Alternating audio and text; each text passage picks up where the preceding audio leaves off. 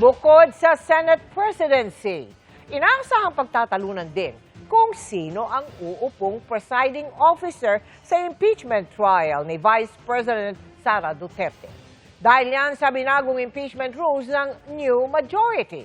Nakatutok si Sandra Aguinaldo.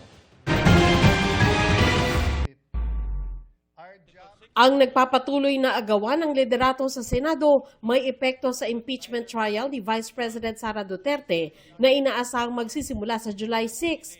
Pero pwedeng hindi si Cayetano o Gatchalian ang mamuno sa impeachment trial, batay sa bagong lathalang pagbabago sa rules on impeachment.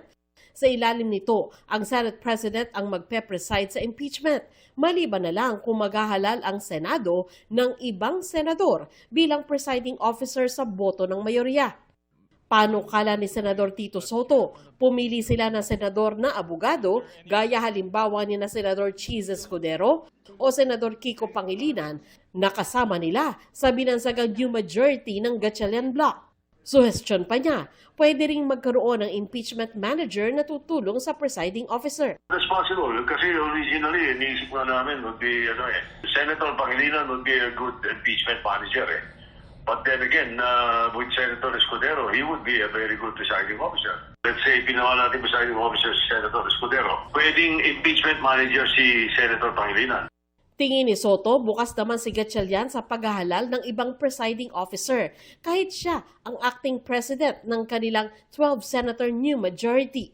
Parang more or less he's amenable to the idea because he can preside, but there are times that let's say he would want a presiding officer in place. Kaya namin nilagay yung rule na yun, available. Ayon naman kay dating Senate President Franklin Drilon na veterano ng ilang impeachment trial, may advantage ang abogado. Pero kaya din namang mamuno sa impeachment ng hindi abogado. It is an advantage if you're a lawyer because then you can